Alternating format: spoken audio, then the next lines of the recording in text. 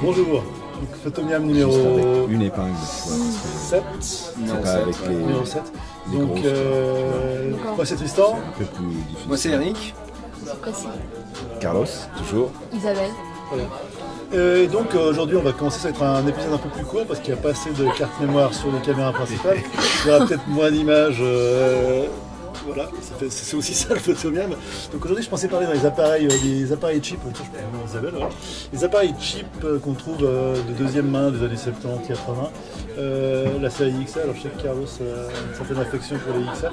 Olympus, avant l'arrivée de l'autofocus, Olympus fait des rangefinders vraiment tout petits, avec un bon viseur rangefinder qui permet à nouveau de bien régler la netteté, de voir dans le viseur la netteté qu'on prend sur quel objectif, sur quel élément qu'on veut focaliser. Et en fait, le XA, c'est probablement un des meilleurs, sinon le meilleur en compact, de géométrie d'objectif. Voilà.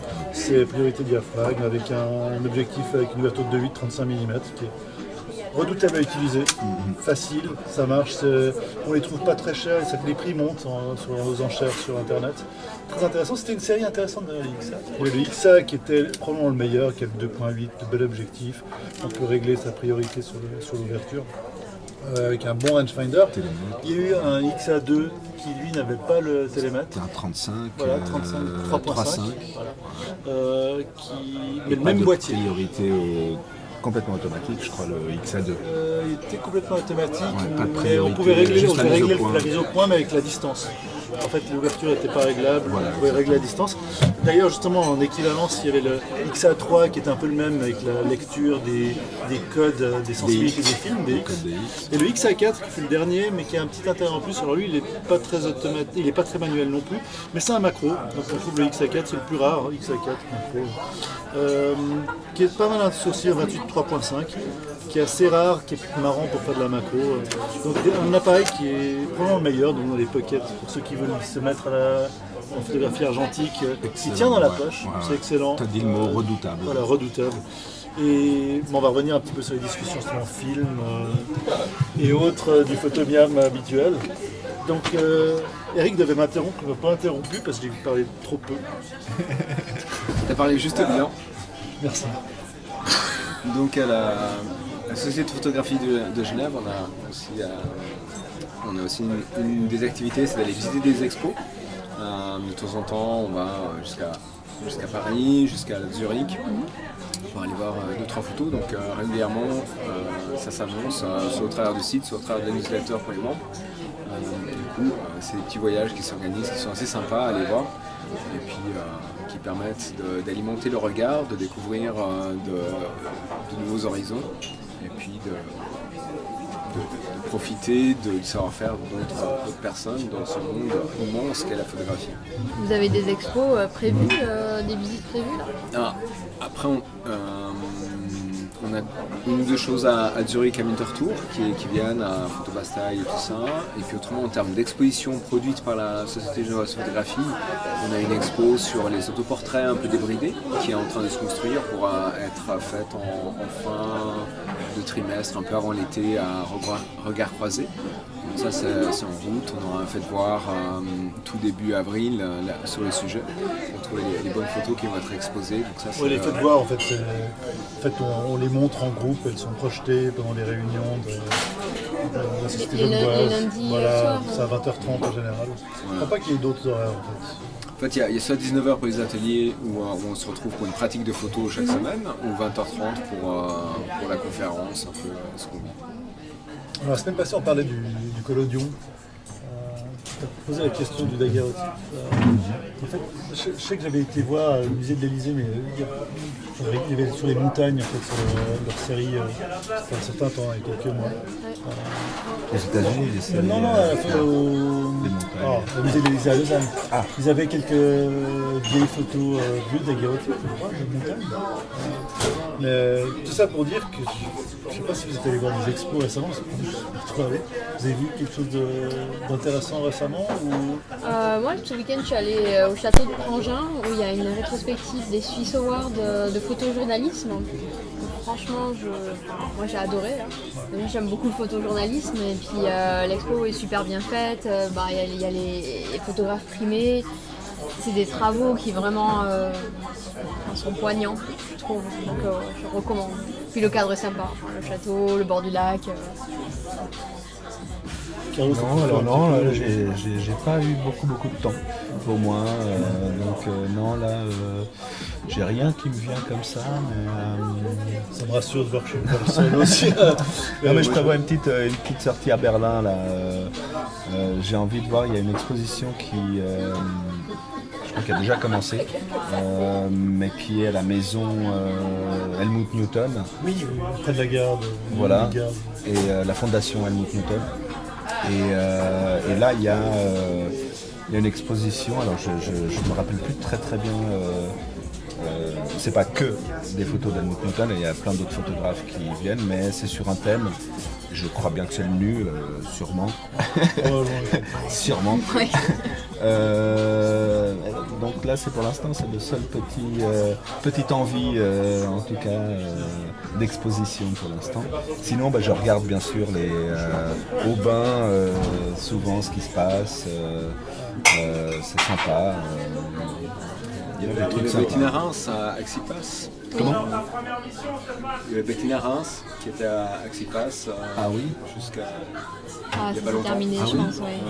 Oui, Isabelle, on parlait de 3 épisodes en arrière pour parler des activités de ton club. Oui, Vous aviez justement... justement, on avait organisé une visite de la galerie. Donc le directeur qui est vraiment un homme passionnant, nous a présenté la collection, expliqué, donné plein d'anecdotes sur la réalisation des photos par Bettina. C'était vraiment intéressant. Et puis c'est une galerie qui a une grosse actualité photo toute l'année, donc à surveiller.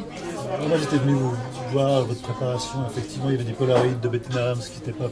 Enfin, c'est intéressant aussi peut-être de voir, ça donne peut-être l'idée aussi qu'il ne faut pas hésiter à contacter les galeries, les galeristes directement pour leur demander un peu ce qu'ils ont en aparté de leur collection. Probablement que dans certains cas ils ne présentent pas. Parce que Effectivement, c'est les compliqué. Polaroids ils n'étaient pas accrochés et puis et pour le coup c'est vraiment des pièces uniques. Donc pour ceux que ça intéresse, il faut un peu creuser aussi. Format A4. C'est ça. Épisode un peu court aujourd'hui, je ne sais pas si vous avez aussi une autre actualité. Je pense qu'on avait d'autres thèmes. On suit plus trop ça c'est les fins des séries de Photomiam, moi je ne suis plus trop ce qui était prévu. Photographier avec le téléphone. C'est juste. Donc photographier avec le téléphone, que dire? Est-ce que tu pratiques en dehors de ton argentique? Est-ce que tout d'un coup tu as des sursauts d'instantané, de digital, facile avec un téléphone? Alors, Tu dégaines, est-ce que tu dégaines plus vite ton XA ou ton X? non, alors, moi je développe des applications photographiques, donc je suis pas le bon exemple.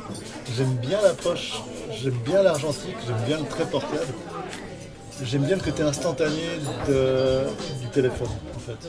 Je suis un peu déçu, comme je développer des applications photographiques, c'est pas si compliqué que ça. Je tiens déjà à le dire.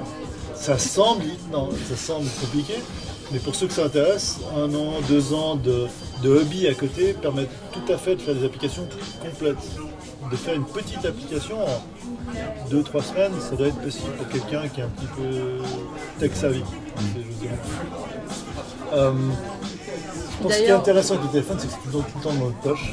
C'est le malheur de la chose et le bonheur en même temps. Et je suis assez déçu. Je suis déçu des produits Apple à un certain niveau, c'est des super appareils photo. Mais c'est vrai que des fois, d'un point de vue optique, d'un point de vue... Il y a des choses plus excitantes au niveau téléphone. Je pense à Huawei, qui ont des capteurs qui ressemblent à des vrais, qui ressemblent à des vrais appareils. Voilà. Qui ressemble. L'iPhone, c'est bien, moi j'ai ça. Mais c'est vrai que des fois, ça manque un peu de piment par rapport à d'autres. Mais le téléphone, pour moi, c'est vraiment. Mais Je je pense que c'est utile, ça. vous imprimez des fois vos photos que vous faites avec le téléphone. Ouais, Ouais, ça ça m'est arrive, arrivé. ouais. Ouais, clairement. Ouais, moi, clairement. Ouais, ça arrive. Moi j'ai une petite Pixma en fait, pas faire de pub, mais une petite Canon. Petite Canon C'est pas très- fabuleuse. Sublimation thermique, très Voilà, bien. ça se rapproche un peu plus de ce que j'entends par photographie. Ouais, C'est un peu cher, exactement. Ouais. mais Ah bah non, ça te ramène quand même la photo à peine à... la 10-15 à même pas 40 centimes. La 10-15, c'est pas cher. c'est cher par rapport à l'écran. Bah 0 francs contre 40 centimes, c'est sûr. Mais c'est vrai que c'est Ouais, vrai que c'est ouais. pas mal. Ah ouais. J'ai acheté une de ces imprimantes faites par. Fuji ou... Non, je pensais à. Ceux qui ont repris Polaroid, par Impossible, Impossible, ouais. qui permettent d'imprimer sur du film Exactement. nouveau Polaroid Ouais. depuis le téléphone. J'ai pas encore essayé. Qu'est-ce que t'en penses? Ah, J'ai pas encore essayé. mince. Je me réjouis. Ah, mince. Je me réjouis. Je voulais savoir. Voilà, je me réjouis. Ce sera le prochain épisode de Photonium, peut-être. Alors, Un peu des photos aussi. ça m'est arrivé, ouais, mais moi je vais sur une borne qui fait des impressions dégueulasses, j'ose pas le dire. Non, parce que ça m'est arrivé peu de fois, donc voilà. non, mais c'était, prends une selfie, tu verras. du coup, tu ça seras me bien motive plus contente en pour, tout cas. Une Pixma selfie là. Et puis je trouve que le processus est un peu lent. Ouais, C'est pas désagréable. 1 minute pour avoir une photo quoi. Mais ça Même fait pas. qu'on n'imprime pas en vrac. On Ouais, choisit la photo. exactement, exactement. J'aime bien que ce soit qu'une minute. Ouais, le seul moi je pense que le téléphone associé par exemple à une bonne application, je pense que c'est bien. Moi par exemple je suis fan de Hipstamatic. Ah oui, moi aussi. Voilà, ça, je trouvais que l'iPhone Hipstamatic, ça matchait super bien et tout ça. C'est dommage qu'il ne la développe pas pour Android. Et ça, Ouais. c'est un truc qui franchement voilà, Mais ça, je trouve c'est, dommage. alors ça, moi, ça me touche particulièrement. J'ai commencé à développer des applications photographiques parce que j'adore Hipstamatic. J'en avais marre d'avoir tout le temps les mêmes grains, tout le temps les mêmes effets de distorsion sur mes photos. Parce qu'à force d'en faire plein, on se rend compte que c'est toujours les mêmes templates. Donc, Ouais, ouais. pour des pénibles comme moi qui aiment bien l'argentique, mais en fait, ça m'a poussé à faire de la développer. Ça, on pourrait peut-être faire une fois un thème sur le développement Mais du coup, d'applications. tes applications, on peut les trouver dans l'App Store, ça s'appelle comment? Oui, mais on mettra les liens. Il y en a une qui s'appelle. Moi, je fais beaucoup de dual photographie, des photos des deux côtés du téléphone. Mais je mettrai les liens.